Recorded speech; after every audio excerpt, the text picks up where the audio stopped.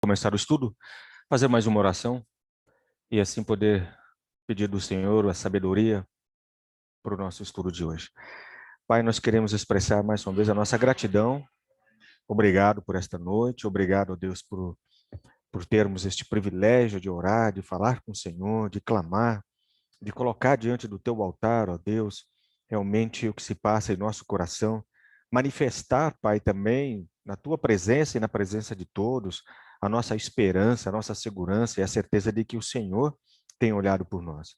Louvado seja o teu santo nome, Pai. Nos abençoa no estudo da tua palavra hoje, que possamos dar continuidade ao nosso estudo, buscando a tua vontade, aprendendo cada vez mais, sempre vamos aprender até a vinda do Senhor Jesus, e que nesse aprendizado, Deus, o nosso coração possa ser desafiado a fazer sempre a tua vontade. E o mundo saiba que há um Deus que age através de nós, um Deus maravilhoso, um Deus de bondade, um Deus de amor, um Deus que realmente manifesta compaixão, graça, misericórdia, um Deus de justiça.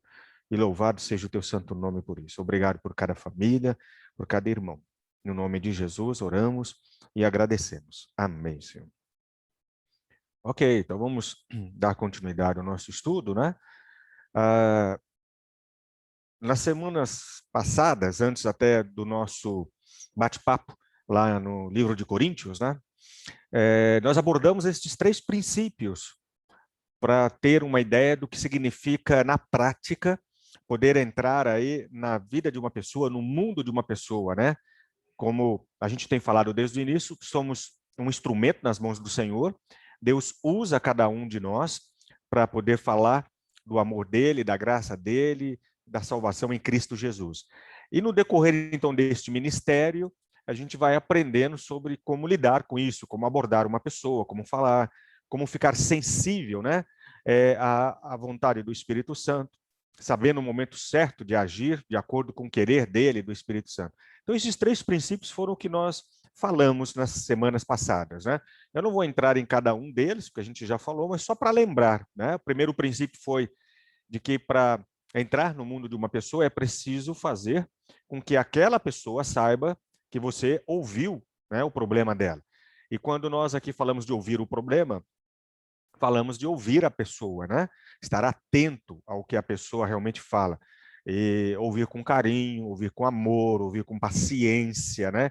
E não ficar ali já desejoso de responder e já falar e já dar uma solução, mas ouvir. Então, isso é muito importante. Quando a gente aprende a ouvir as pessoas, a gente ganha ali o direito de poder falar logo mais à frente, ok?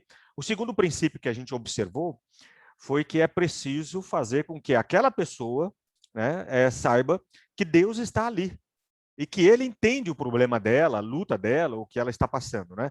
E a maneira como a gente faz com que as pessoas saibam que Deus está ali é através da palavra de Deus, através da Bíblia Sagrada.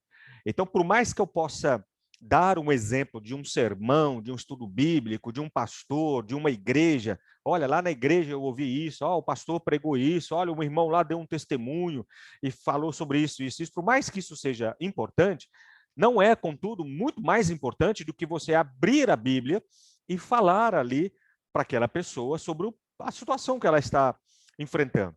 Então, quando a pessoa começa a notar que na Bíblia fala sobre o problema financeiro dela, sobre o problema de dor dela, problema de saúde, o problema de ansiedade, de preocupações, o problema de família, o problema conjugal, enfim, quando você mostra na Bíblia Sagrada que ali tem uma solução para o problema que aquela pessoa está passando, ela então começa a perceber que sim, há um Deus pessoal, há um Deus que se importa, há um Deus que age, continua agindo, né?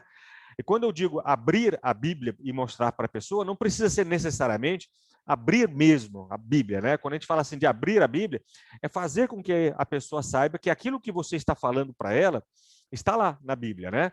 Então a gente até citou o exemplo que está aí, né, em Romanos, né, no capítulo 8, falando um pouquinho sobre aquele livramento de Deus, aquele cuidado de Deus, né? O amor de Deus por nós e que esse amor que está em Cristo Jesus por cada um de nós vai permanecer para sempre, por todo sempre. Então, eu posso não lembrar o texto, eu posso não lembrar em que livro está, mas eu conheço o texto. Então, eu falo para a pessoa, olha, a palavra de Deus, a Bíblia Sagrada, diz. E aí eu falo o versículo, né? Eu falo pelo menos a parte do versículo que interessa para aquele momento.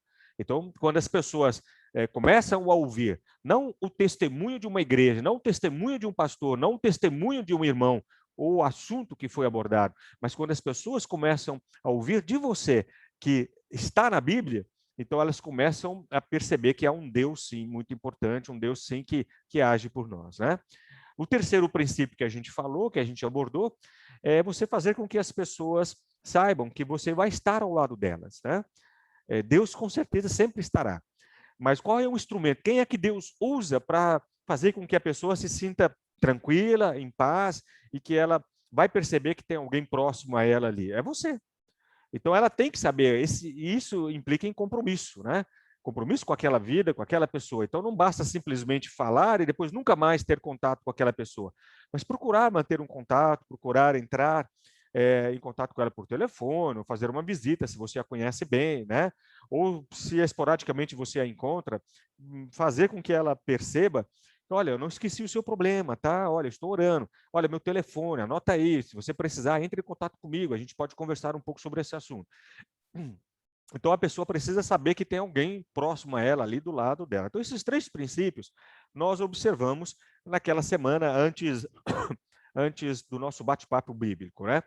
Mas quando a gente fala destes princípios, né? Por exemplo, quando a gente fala deste primeiro princípio, faça com que a pessoa saiba que você ouviu o seu problema, qual é o assunto que está por trás disto, né? É a confiança. Então, quando você está ali ouvindo a pessoa e fazendo com que ela saiba que você está ouvindo, que você está interessada, que você se importa, né? Você começa a estabelecer um vínculo de confiança com aquela pessoa. E a gente sabe, todos nós sabemos disso, que quando a gente começa a estabelecer este vínculo de confiança, quando a gente começa a pavimentar esta confiança com as pessoas que estão ao nosso lado, elas ficam mais prontas para nos ouvir. Elas começam a olhar para nós com um certo quê de autoridade, né? Elas descansam nesta realidade. Elas falam assim: não, eu vou ouvir fulano porque eu tenho confiança no que ele está falando. O que ele está falando não é da boca para fora, né? Então, nesse primeiro princípio, o que a gente vê por trás é isso. E você sabe, e todos nós com certeza sabemos muito bem disso, que se não houver confiança, quando a gente fala confiança horizontal, é de pessoa a pessoa, né? Se não houver confiança entre um e outro, né? Como é que eles vão dar ouvidos à mensagem que a gente vai levar? Quando eu for falar do amor de Deus, se a pessoa não confia em mim, como é que ela vai parar para ouvir a respeito deste amor? Mas se eu já conquistei a confiança dela, se no decorrer do tempo eu já fiz por merecer esta confiança, estabeleci laços, né? Pavimentei a realidade para esta confiança, né? Então, quando eu falar do amor, quando eu falar do perdão, quando eu falar que há um Deus que se importa, essa pessoa não vai duvidar. Ela pode ainda não entender, ela pode ainda ter dificuldades em crer, porque ela ainda não recebeu, né, a conversão. Então, ela pode ainda ter alguma dificuldade em crer, mas com certeza há um processo de confiança ali que foi estabelecido, que foi colocado, e aí esta pessoa vai poder ficar desarmada e vai falar: não, naquilo que ele fala, eu estou pronto para ouvir, naquilo que ele vai abordar, eu estou pronto para ouvir. Então, no primeiro princípio, quando eu aprendo a ouvir a pessoa, eu estou estabelecendo, né, essa possibilidade, essa ponte, né, que a gente chama aí de confiança horizontal. No segundo princípio, quando a gente falou, faça com que a pessoa saiba que Deus está ali e que ele entende a luta dela, né, os problemas dela, as dificuldades que ela está passando, o que nós temos ali por trás? A perspectiva de uma esperança, né? Quando falamos esperança vertical, significa que para nós toda a esperança só tem a sua razão de ser de Deus para nós.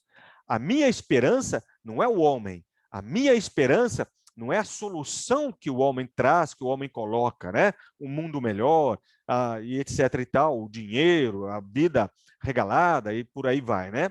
A minha esperança é o agir de Deus, né? Então eu só posso ter esperança porque eu creio neste Deus. Só que aquela pessoa para quem eu estou falando de Jesus ainda não crê. Ela ainda não teve a experiência da conversão.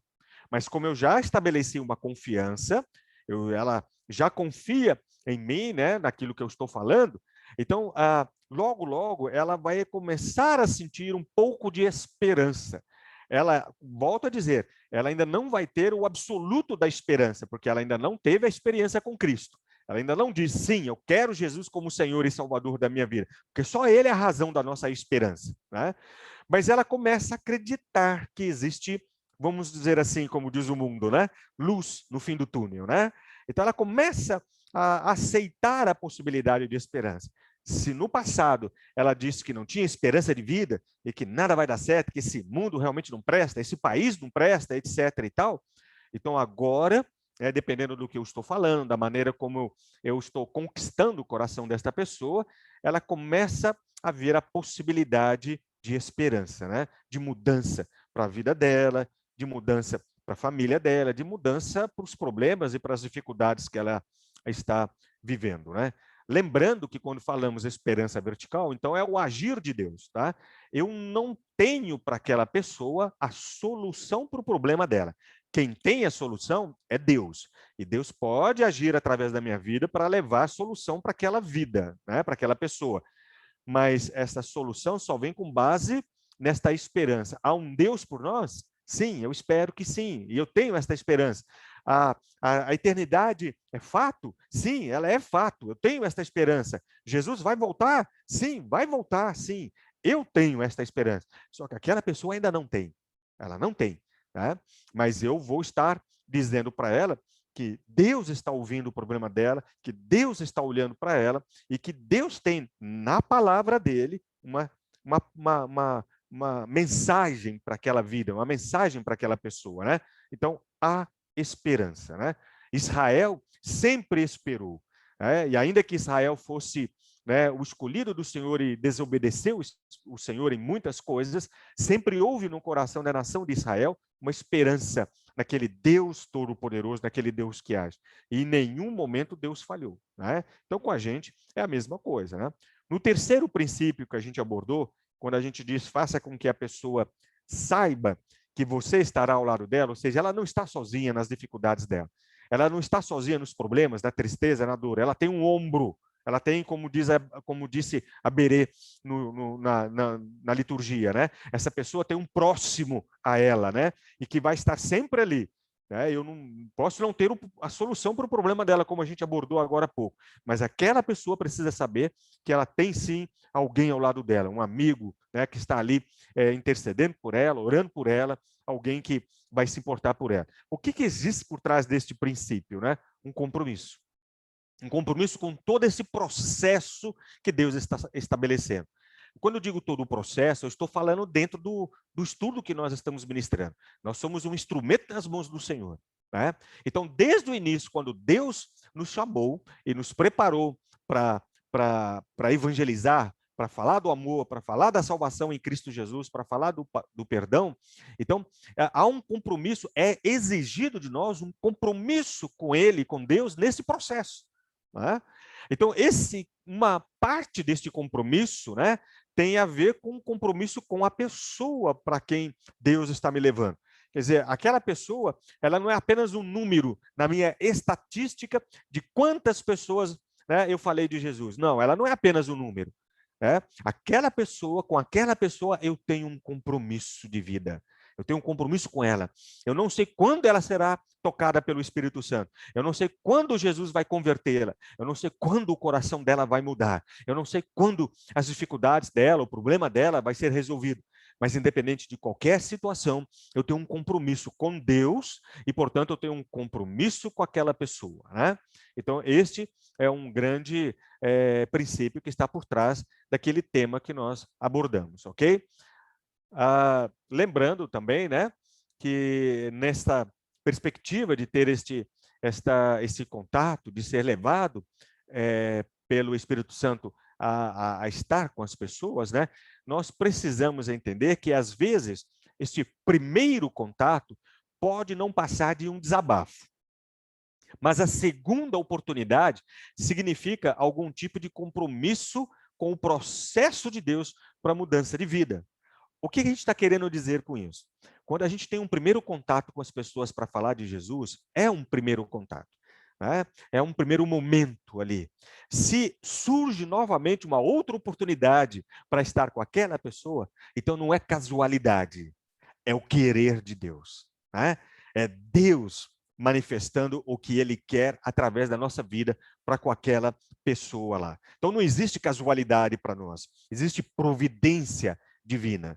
Então naquele primeiro momento, eu estou ali sondando, o caminho, estou sondando aquela situação, estou vendo se é isto que Deus quer. Deus me levou, eu tive um contato com uma pessoa, eu falei do amor de Deus, eu estou ouvindo aquela pessoa, estou travando ali um compromisso, com aquela pessoa de ser parceira com ela, de ser companheiro, de estar junto, de estar orando, eu quero ser amigo, quero ser o irmão dela, né? Mas ainda não tenho evidências se Deus vai continuar me usando para falar do amor dele. E se passa o tempo, há uma outra oportunidade, no dia seguinte ou em qualquer outro momento, ainda existe uma oportunidade de eu continuar falando do amor, de Deus para aquela pessoa, então pronto. Eu entendo que já está caracterizado ali o querer de Deus, né? Então, essa porta a gente tem que aproveitar. A gente não pode deixar ela batida, passada, né? Eu tenho que falar, opa, uma outra oportunidade Deus me deu com esta mesma pessoa. Então é sinal que realmente Deus quer que eu continue ali abordando esta pessoa para falar de Deus, para falar do amor, para falar da graça, para falar do perdão. É lógico que com o decorrer do tempo, como a gente já falou, a gente vai tendo uma dimensão mais profunda, né? Um conhecimento maior sobre o que a gente vai abordar, né? Aos pouquinhos a gente vai lidando com aquela pessoa, com aquela família, com aqueles amigos, né? E quando a gente menos perceber, Deus já está escancarando esta porta diante dos nossos olhos, e aí a gente já está entrando na vida daquela pessoa para orar, para cultuar a Deus, para chamá-la para estar com a gente num culto, num trabalho evangelístico, ou quem sabe até para falar para ela assim, olha, você abriria a porta da sua casa para que a gente pudesse estar lá levando a palavra de Deus para todos os seus familiares? E se já há um tempo a gente está com esta pessoa, com certeza você vai ouvir a pessoa falando assim, olha, demorou. Demorou. Eu quero sim que você vá lá e falar de Jesus para todos os meus familiares, né? Então, é sempre bom ter isto em mente, né? É sempre bom ter isto diante dos nossos olhos, né? Portanto, o alvo é que o resultado da confiança horizontal, o resultado da esperança vertical, o resultado do compromisso com esse processo que Deus estabeleceu, forneça um alicerce, uma plataforma para aquela obra transformadora de Deus, né? O agir é de Deus, a transformação é de Deus, né? Mas Ele nos arregimentou para este ministério. Por isso que Jesus mesmo fala, olha, orai ao Senhor da seara para que envie trabalhadores. Nós somos os trabalhadores enviados. Então, vamos buscar realmente estabelecer esta confiança com as pessoas, vamos mostrar para elas na palavra de Deus que há uma esperança, vamos assumir esse compromisso com Deus e com aquela pessoa, porque fazendo isso, nós já estamos pavimentando, né? Alicerçando ali aquele lugar, né?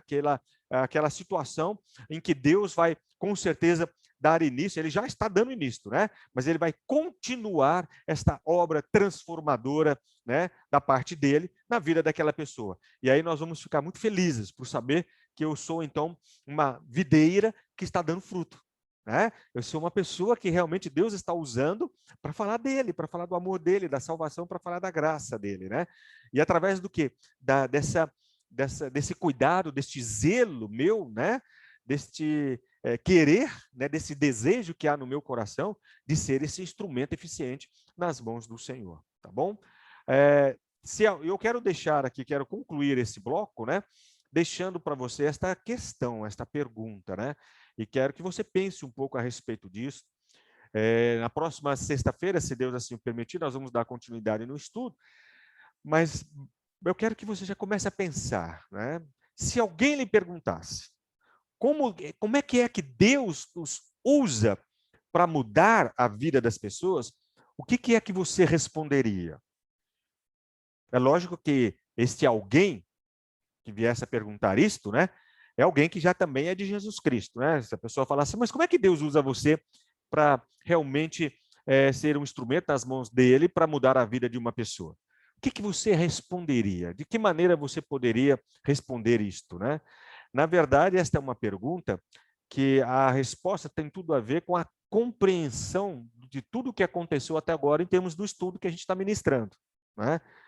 Dependendo da resposta que você der a esta questão, haverá aí o conhecimento, né? A manifestação do conhecimento de tudo que você entendeu até agora. Dependendo do jeito que você vai responder, ou o que você vai responder, nós vamos com certeza captar, né? Conseguir captar se você compreendeu até o presente momento, ou está compreendendo, está assimilando bem até esse momento, né? Aquilo que Deus quer fazer através da sua vida para ajudar outras pessoas a conhecê-lo como você também conhece, né? Tá bom? Então eu deixo essa questão para você, eu quero que você pense bastante sobre isso. A resposta para isso está naquele texto que nós lemos de 1 Coríntios, né? Que a gente 2 Coríntios, que a gente pensou, que a gente leu, que a gente estudou. Eu quero que você volte lá, continue lendo, continue meditando, mas, acima de tudo, coloque essa resposta dentro dos parâmetros, não só do estudo que a gente está tendo, né, mas dentro dessa perspectiva do que Deus está colocando na sua vida, né, como instrumento nas mãos dele, tá bom? Quer dizer, se eu tiver que responder uma questão dessa, qual é a resposta que eu daria? Tá bom? Ok? Então vamos orar mais um pouquinho. Pai, eu te agradeço mesmo, Senhor, porque aprendemos pela tua palavra como ser este instrumento nas tuas mãos, para realmente poder falar da salvação, pregar o teu evangelho, o evangelho da paz, da harmonia, da reconciliação contigo, ó Pai. E nós queremos ser, sim, este instrumento. Não sabemos qual vai ser a extensão deste ministério, quão profundo ele será, mas com certeza já estamos nas tuas mãos, sabedores, ó Deus, de que o Senhor há de nos usar no momento certo, na hora certa, e este momento certo, e esta hora certa, é o teu momento, é a tua hora. O que nos cabe é humildemente poder dizer, Senhor, eu estou aqui, faça a tua vontade em meu coração. Obrigado, Pai. Tira de nós, Senhor, todos os empecilhos, tira de nós todas as barreiras, tira de nós, Senhor, todo o descaso, todas as preocupações, tira de nós todos os problemas, todas as neuras, enfim, tudo aquilo que possa ser um impedimento para eu ser este vaso de bênção na vida de outra pessoa. E se não tenho sido, ó Pai, se até o presente momento eu tenho negligenciado este grande privilégio, essa grande bênção que é poder falar do teu amor, do teu perdão, Pai, me perdoa e me usa, Pai. Quebra, Senhor, muda, tira de mim, tira tudo aquilo que realmente impede esta possibilidade, Pai, e me coloca realmente ali com as mãos no arado, na disposição de continuar esta jornada e até o final, ó Deus, e poder ao final receber a bênção, Pai, de poder estar ao teu lado, de estar à mesa, junto com os demais irmãos que já foram recolhidos à eternidade contigo, Senhor. Obrigado, Pai. Abençoa mais uma vez a cada família na noite de hoje, que tenhamos uma noite de descanso, uma noite de paz. Oramos agradecidos, em nome de Jesus. Amém, Senhor. Amém.